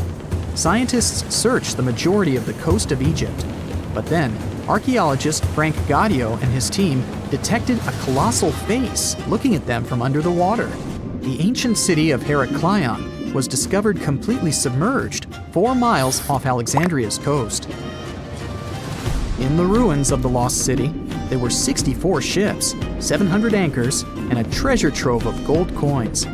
Archaeologists consider a 16-foot-tall statue and the temple remains the most important findings discovered by the expedition. Back then, the city had ceremonies and celebrations that took place in the Temple of Amun. The ruins and artifacts were made from granite and diorite, so they were in good condition even after having been in contact with water for centuries. They give people a glimpse into what life was like 2,300 years ago in one of the most important trade ports of the world. The city had a network of canals. You can think of it as an ancient Egyptian Venice. The canals linked many separate harbors and anchorages. Towers, temples, houses, and other structures were also linked by bridges. Thonis Heraklion was the country's main port for international trade and the collection of taxes. No one really knows how the city ended up submerged, but archaeologists connect it with natural causes. At the end of the 2nd century BCE, most probably after a flood, Heraklion got covered with water. Then, Alexandria, the city founded by Alexander the Great, became more glorious than Heraklion. Before Alexandria's fame, Heraklion was the main port of entry to Egypt. So, after the disaster, many ships heading for Heraklion had to change their route and go to Alexandria.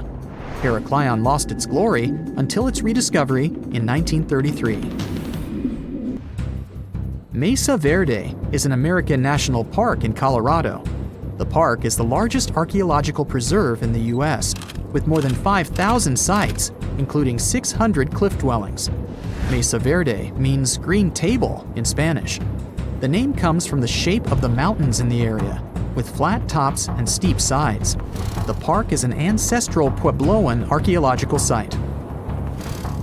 Starting from 7500 BCE, a group of nomadic Paleo-Indians seasonally lived in Mesa Verde. They were hunters, gatherers, and crop farmers. They built the first pueblos in the region. By the end of the 12th century, the Mesa Verdeans began constructing massive cliff dwellings, which are now the best-known structures in the park. The Avenue of the Baobabs is probably the most incredible and surreal avenue in the world. To see it, head to Madagascar. It's not the only giant thing you can find there.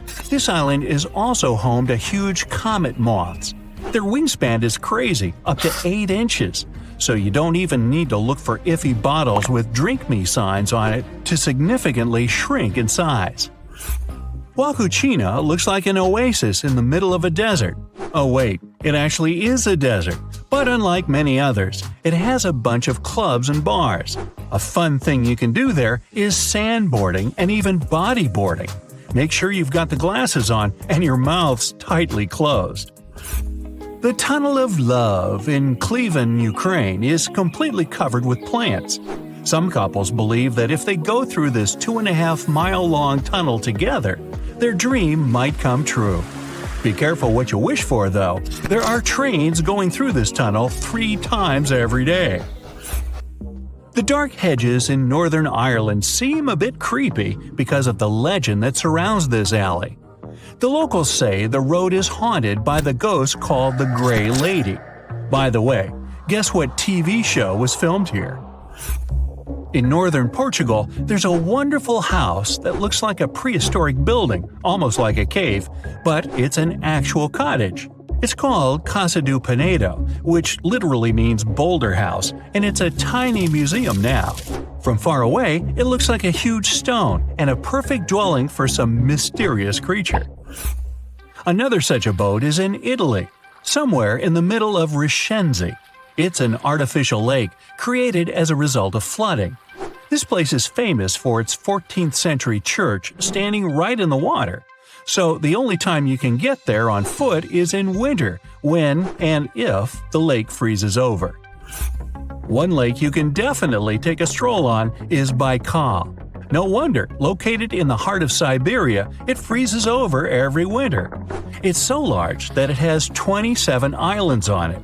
It's also the deepest lake in the world, reaching almost 5,400 feet. Off to hot waters. Grand Prismatic Spring in Wyoming is the largest spring in the U.S. and the third largest water source of this kind in the world.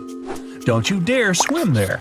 Not only is it boiling hot, you'll also have to face a fine for that. Enjoy it safely on the shore. Mont Saint-Michel in Normandy, France is a top fairy tale destination if you ever wanted to feel like a prince or princess. The magnificent castle is surrounded by water, but not all the time. It all depends on the moon. The highest tide can be seen 36 to 48 hours after a full moon. When I was there, I saw only a deserted area with a few puddles. A night sky with thousands of stars has those romantic vibes, but the literal sea of stars probably has even more. Welcome to the Maldives' Vathu Island. The beaches here glow blue at night, thanks to the bioluminescent plankton in the water. You didn't think these were real stars, did you? If the stars don't interest you that much, you'd likely like the sky full of balloons. Cappadocia, a region in Turkey, is originally famous for incredible rock formations, but it also attracts visitors thanks to its wonderful hot air balloon experience. For those who always wanted to walk on clouds whenever they peeped out of the window on a plane, good news, guys! You can do just that in Bolivia. It's not a literal cloud, but an extremely large salt tile. It's called Salar de Uyuni, and it mirrors the sky during the wet season, creating that illusion of infinity and walking on the sky. In Colombia, make sure to visit the Los Lajos Sanctuary. To get to the church itself, you'll need to cross a bridge that seems to be hung right in the air, and there's some fast-flowing water underneath you. Well, we're back in France. It's Colmar-Alsace region, and just look at these houses. Colorful facades made of timber, canals all adorned with flowers, and cobblestone streets. Germany is full of cities with these cozy gingerbread houses, and Rothenburg ob der Tauber is not an exception. It's an almost fully preserved medieval town with dozens of multicolored facades and authentic taverns. It looks especially magical in winter, with snow-dusted roofs and awesome holiday markets. In Iceland, many houses have grass roofs. Such dwellings are called turf houses, and grass on top of them has multiple functions. It not only decorates, but also protects houses from heavy rains. The grass grows in the foundation made of lava rock and needs regular trimming. In Costa Rica, on the islands of Isla de Caño, there's an assortment of about 300 circular objects of different sizes. Locals call them las bolas, which is simply the balls in English. These stones have an almost perfectly round shape. Some of them are huge, weighing up to 16 tons each. They're also made of different materials: gabbro, limestone, and sandstone. They're considered to have been put in lines in front of the chief's houses.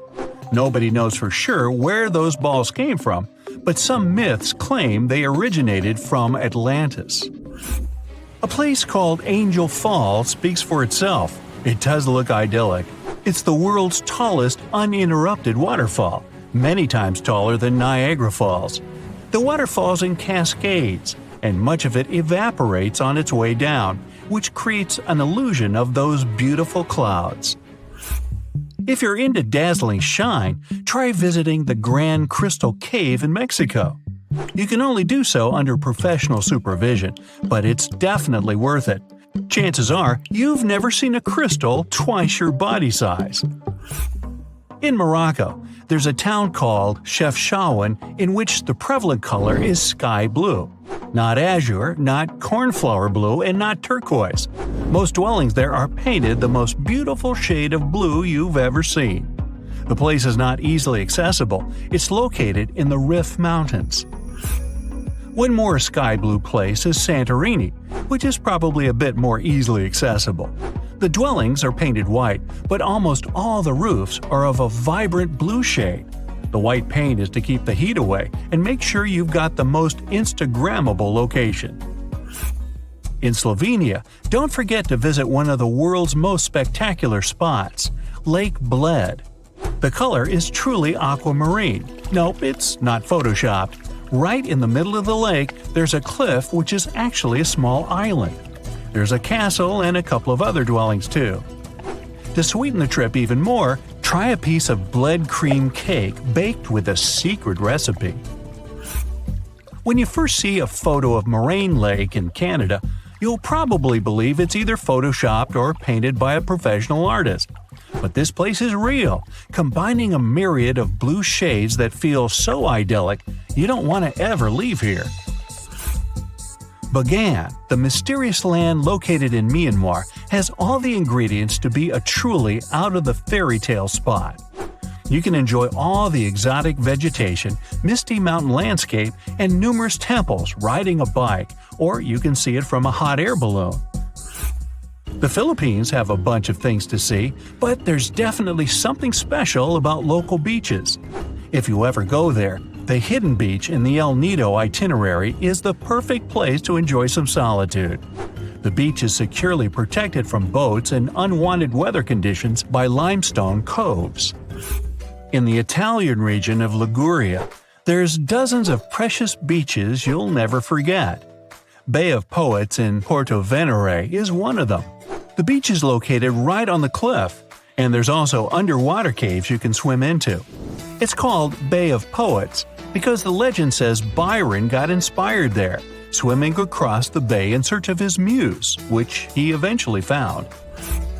The area Cinque Terre is in Liguria too, and is really close, so if you always wanted to see those Italian cliffs and sea wallpaper in real life, head there.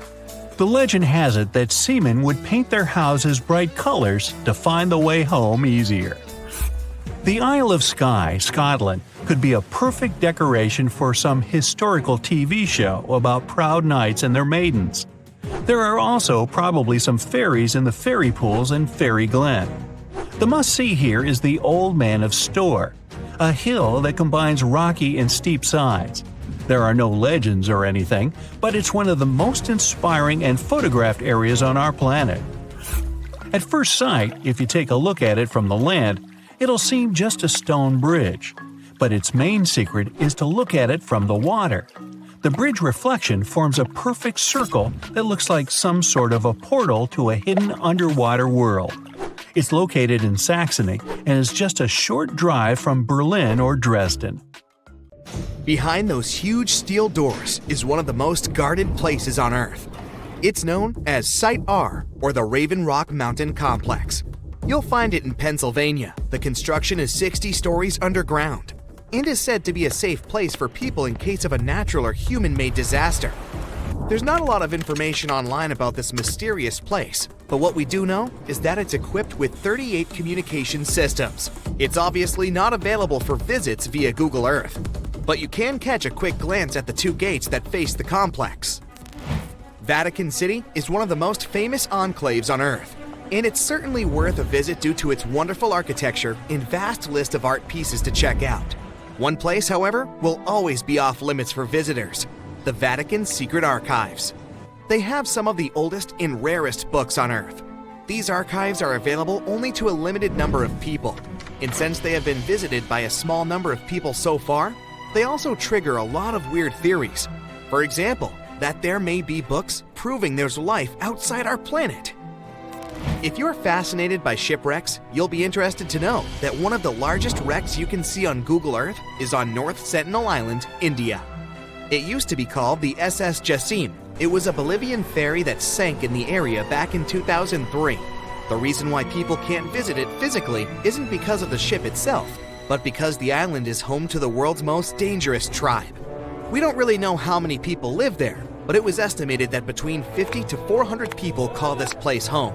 And they really don't like tourists. No person that tried to reach them survived. Also, to protect them, their privacy, and their special status, the island is closely monitored by the Indian authorities. That's mostly because it's believed the locals don't have any immunity to modern diseases. So being in contact with foreigners might be dangerous for the tribe's people, since they've never seen the outer world. A huge pink bunny appeared seemingly out of nowhere in the Italian Coleto Fava Mountains back in 2005. Besides the locals, some people stumbled upon it online too. They were puzzled by the discovery. Unfortunately, that 200-foot-tall bunny is completely gone today. You can still find the images of it online though. The unusual object was designed by artists from Vienna. They encouraged tourists to climb, jump, or even take a nap on top of the large rabbit. The whole purpose of the project was to allow people to experience what it would be like to live as smaller creatures. The bunny didn't have any removal date at the time it was placed there and was expected to last at least until 2025. But Mother Nature had other plans. A Japanese artist decided to move back to her little home village named Nagoro. But she soon found out that most of her neighbors were moving to bigger cities. To deal with loneliness, she started putting together scarecrow-like dolls, or kakashi, and placing them all over her garden. She didn't stop there though. The artist soon began doing the same with many other places in her village, creating dolls and placing them as if they were taking part in various human activities. These dolls keep moving around too, but the woman likes to stay true to her story and insists she doesn't touch them. You can see the images of this quirky village on Google Maps. This weird portal was discovered via online maps in New Baltimore, New York. It gave people all sorts of bad dreams. With spooky-looking buildings and all sorts of blurry figures, this area soon became a source for many weird internet theories. Turns out it was nothing more than a technical issue, which resulted in those images being rendered in a distorted manner. Either way, if you look for these images on Google, you won't be able to unsee them. This cute miniature world map was created by an artist from Denmark. He continuously worked on this tedious project from 1944 until 1967, using mostly his hands and just a few tools for moving heavy rocks around. He gathered stones at the edge of the water, then recreated the map of the world on the surface of this lake.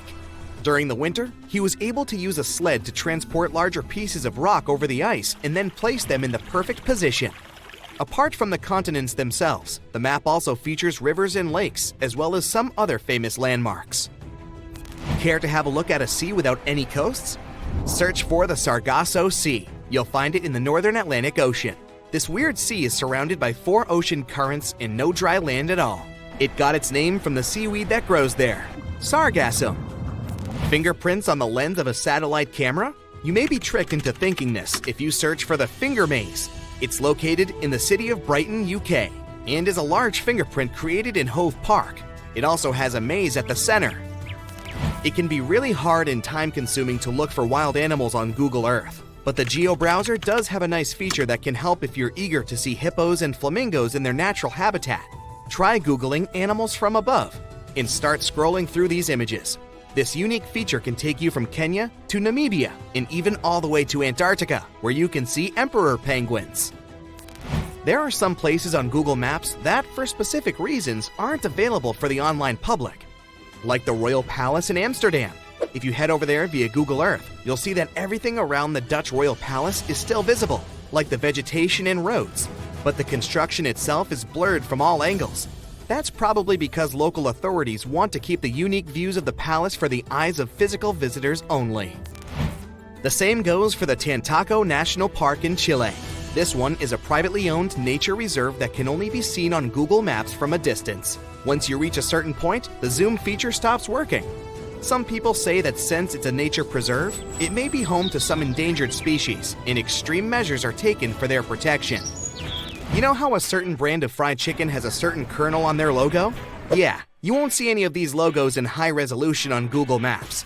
That's because the online map uses specific algorithms to detect people's faces and blur them out. As you can see, it's not always really that accurate.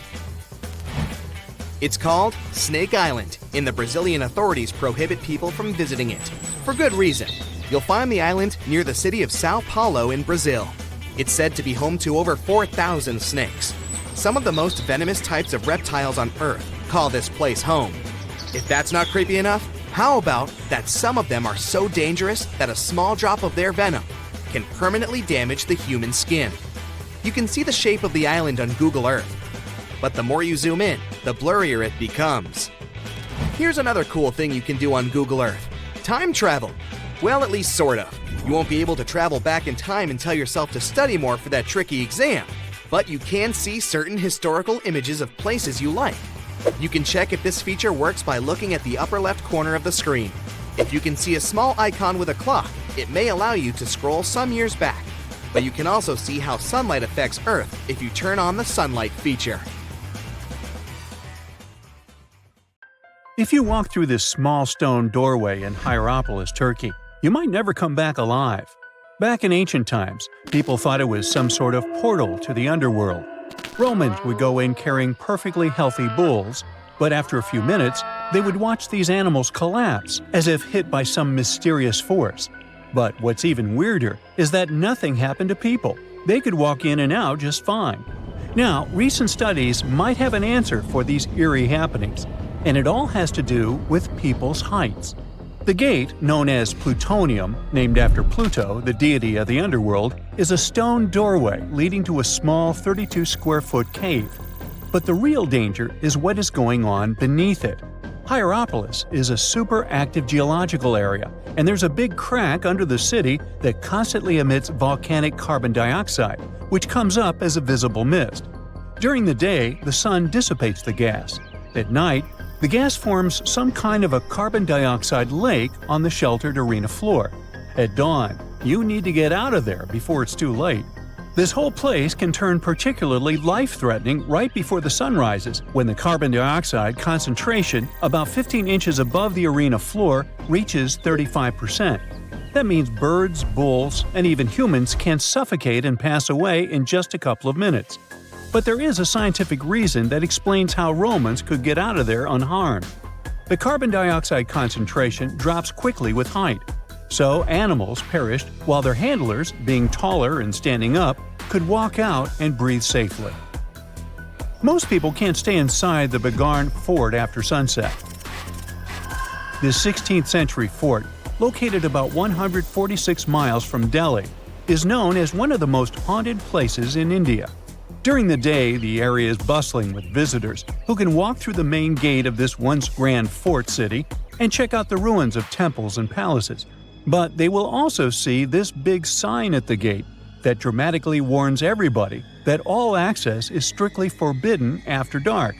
That's probably because at night, according to locals, women can be heard screaming and crying in that place, along with the sounds of bangles breaking and strange music.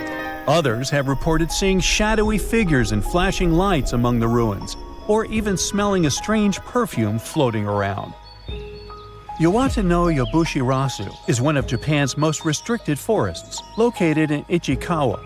The forest itself is a small area, covering just a little more than 40 square yards, and it is mostly a thick patch of mosu bamboo. Its location next to a parking lot and modern buildings makes it seem less intimidating. But don't be mistaken by its appearance. Since at least the 19th century, people have said that anyone who enters this forest is bound to disappear and never be seen again. So, as soon as you arrive, a sign near the forest tells you about its history and the curse believed to be linked to it. Some rumors suggest the creepy presence of an ancient samurai lord walking around. Other legends say that the forest hides a bottomless pit filled with poisonous gas. Whether these stories are true or not, today, the area is enclosed by stone walls, and entry is still strictly prohibited.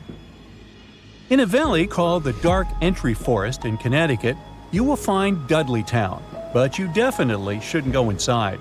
Not only has the land been private property since the 1920s, but it is also known as one of the spookiest places on Earth.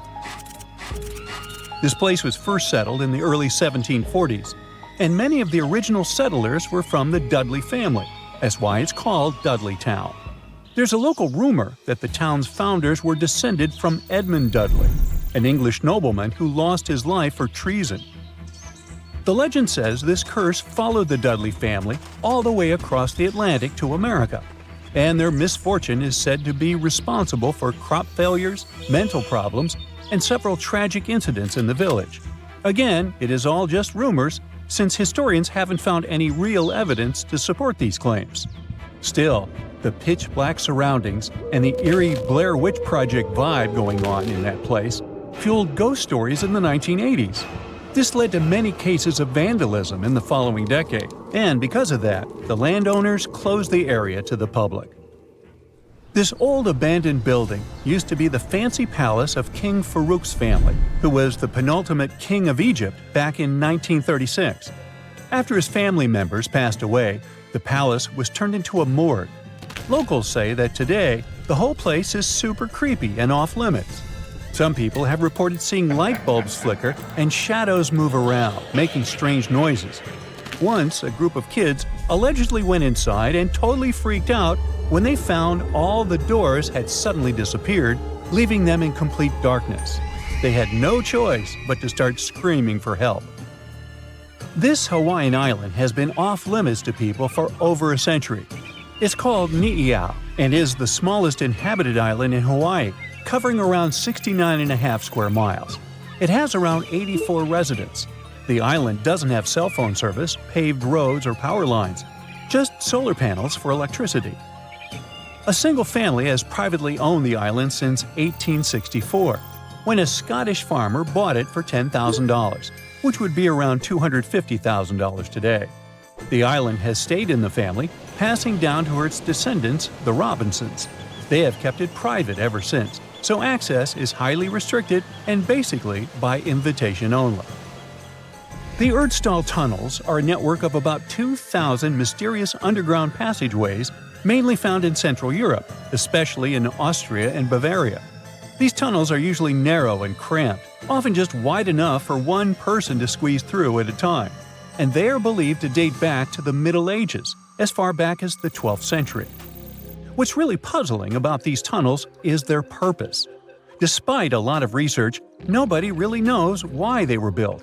There is a theory that they were used for storage, but since many of them are below the water line and occasionally get filled with water, that doesn't seem very practical. These tunnels have very light, almost claustrophobic sections and sudden drops, which doesn't seem practical for other straightforward uses like escape routes, hiding places, or even spiritual purposes.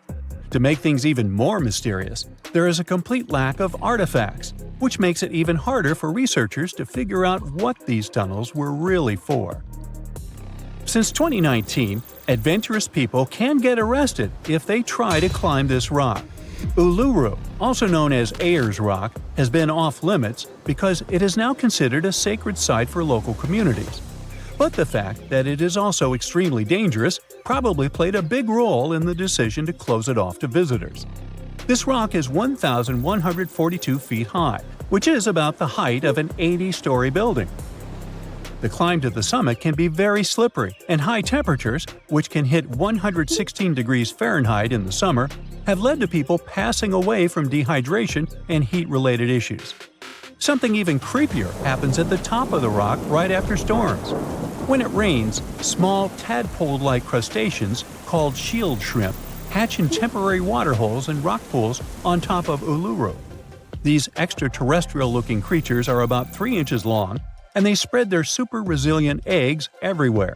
When enough summer rain comes, they hatch and go wild, feeding on microorganisms and bacteria in the water. How these strange creatures end up in the fleeting pools on top of Uluru is still unclear, but the most likely explanation is that their eggs might travel there with the wind. We all grew up believing that Stonehenge is the world's most ancient observatory, but now it has some serious competition for the title. Nabta Playa was built more than 2,000 miles away in southern Egypt and thousands of years before Stonehenge and even the pyramids of Giza. In 1973, a Bedouin guide stumbled upon a strange group of huge stone formations while crossing the Sahara Desert. He led American archaeologist Fred Wendorf to the site, located about 60 miles from the Nile. Wendorf's friend and colleague claims the team found the stones while stopping for a bathroom break in the desert. Either way, what they found changed history. At first, Wendorf thought the stone structures were just natural formations. But then it hit him. This area was once a lake, meaning no natural rocks should even be there. He kept coming back to the site for decades, and by the early 1990s, his team finally uncovered a circle of stones that seemed to line up with the stars in a way no one could explain. After 7 long years of trying to crack the mystery of the site, Wendorf reached out to an expert in archaeoastronomy. They study how ancient people used the stars. One evening, while the expert sat in the cool desert sand staring at the stones, he realized that they formed a pattern radiating outward from a massive burial mound. One by one, as they dug into the sediment, the buried megaliths started lining up like spokes on a wheel. The team had already used radiocarbon dating to test samples from fire hearths and tamarisk wood roofing found inside the stone circle. Nabta Playa had dozens of standing stones, all a few feet tall. Some of them lined up exactly with the sunrise on special days, and others matched up with bright stars in the sky. Inside the big circle, there were 6 special stones that may have been used for rituals or marking important times of the year. Around them, 29 standing stones might have worked like a simple calendar to help people know when it was time for something important, like the summer solstice, the longest day of the year. When the sun rose in just the right spot, it was a sign that the rainy season was coming. The stone circle once aligned with the brightest stars in the northern sky: Arcturus, Sirius, and Alpha Centauri. Some stones even pointed to the constellation Orion. By tracing Arcturus's movement across the sky, they figured out that it matched perfectly with the circle around 4800 BCE. That means it was the oldest astronomical site ever discovered. And the people of Nabta Playa may have been watching the stars thousands of years before telescopes were even invented. It looks like it had a huge meaning for people living and traveling through the desert. Over 10,000 years ago, the long, cold, and dry ice age that lasted for tens of thousands of years was finally fading away. Northern Africa got massive monsoons and rains that filled up seasonal lakes. So, parts of the desert turned into short-lived oases. For the nomadic people who roamed this harsh land, these summer rains were everything. Their entire way of life revolved around cattle. When archaeologists opened the central tomb at Nabta Playa, they dug up cattle bones and even a massive rock carved into the shape of a cow. The people who built it used the stars to guide them and find hidden watering holes like Nabta Playa, which likely held water for about 4 months a year, starting with the summer monsoons. But there was no North Star back then, so instead they navigated using bright stars and the way the sky seemed to spin in circles above them. When the lakes were full, the standing stones would be partly submerged, and from the western shore, you would see the reflection of the stars on the dark water. Nabta Playa is way less famous than Stonehenge, perhaps because its stones were buried and the famous site in England was open to visitors for thousands of years. Sadly, when Nabta Playa did become famous, some tourists ruined parts of it by moving stones around, which messed up the ancient star alignments. To protect it, the authorities moved everything to a museum where people can see the stones and the carved cow statue without damaging them. The Egyptian Observatory isn't the only construction similar to Stonehenge. It has versions that were used for different purposes from Germany and France to the US and the Andes in northern Peru. This last one is actually one of the oldest big structures ever built in this region. The circular plaza is made of 2 giant stone walls arranged in a ring. It was likely used for ceremonies and gatherings.